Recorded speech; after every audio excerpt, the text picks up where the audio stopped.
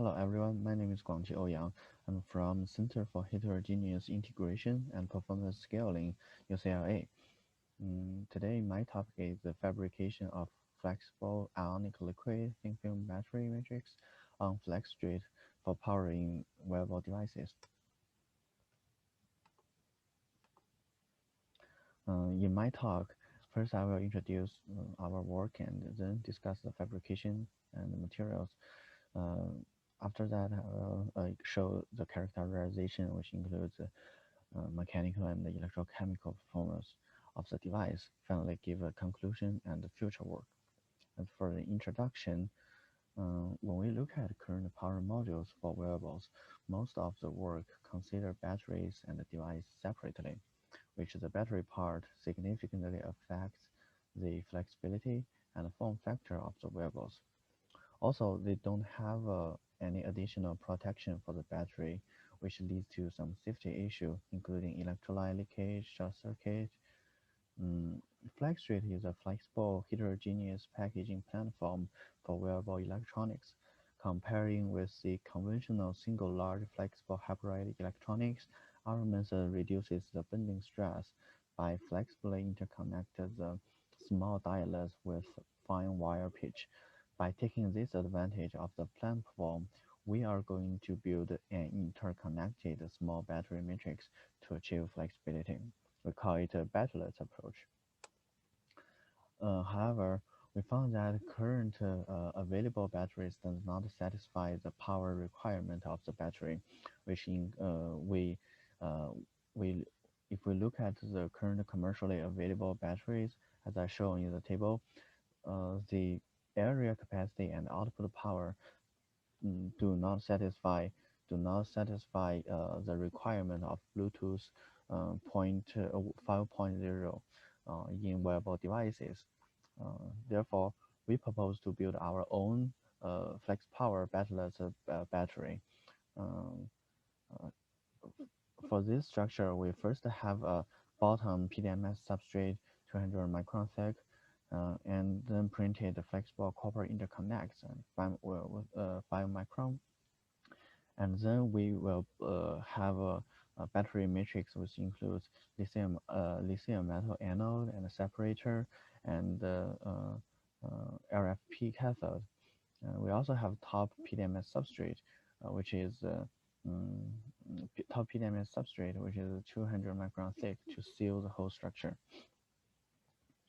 And for the fabrication and the materials, uh, we have a silicon handler laminated with 100 Celsius degree C Celsius degree thermal release tape, and the on the edge of the handler we have a Teflon ring as a mold to define the thickness of PNMS, and we place a second handler on top of the structure to mold the whole device, and after it cured, we heat the device up to 110 Celsius degree to release the first handler.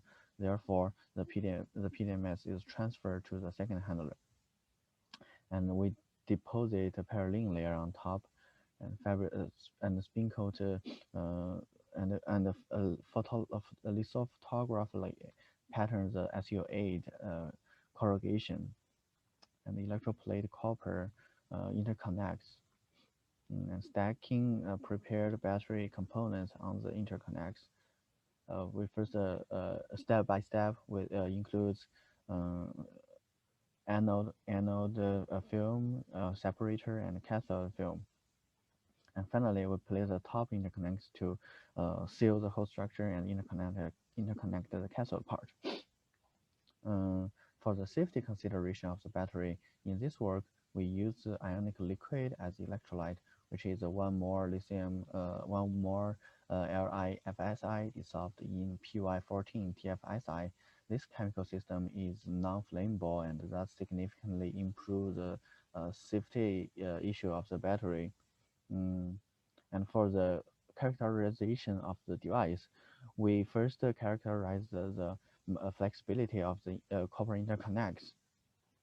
In this case, we build two kinds of interconnects.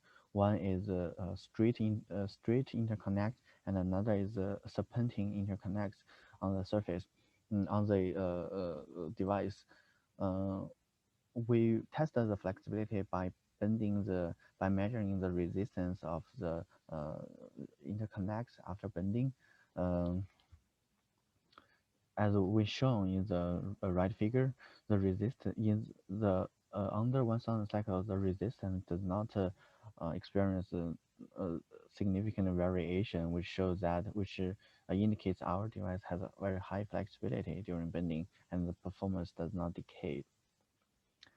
We also we also investigated the mechanical failure mode of the electrode. First, we built two kind of device as a comparison. On top is if we look at the left figure, on top is the uh, small electrodes, which is our battleless approach, and on bottom is a single large electrode. And when we compare uh, the middle illustrates the failure mechanism of the battery electrode after during bending. So mm, on top when we bend the electrode film, the top LFP film will experience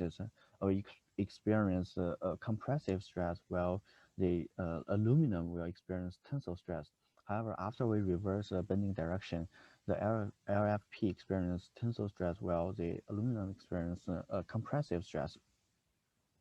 So after bending, due to the stress difference, they can generate some failure mode, as we show in the SEM figure. Uh, at the initial bending, the LFP start to have fissures, and when we increase the bending cycles, uh, the LFP start to delaminate from aluminum current collector, which increase internal resistance of the battery. And after we increase the bending cycles of the LFP, the LFP start to peels off from aluminum current collector, and thus causes the capacity loss of the battery. And finally, when we increase the uh, uh, uh, bending cycles, aluminum cracks, and thus the battery died because there's no connections between the battery. So as we show in the we therefore we tested the performance of these two kind of battery. In the right figure, the left shows the electrochemical characterization of the battery approach, and right figure shows the single large batteries. The single large cells shows only 0.83 milliamp hour per centimeter square at C over 10 rate after bending, while the interconnected battery matrix shows 1.33 milliamp hour per centimeter square. From the testing, single large battery lost about 40% of the capacity after bending, and the interconnected battery matrix can still maintain the performance. Mm.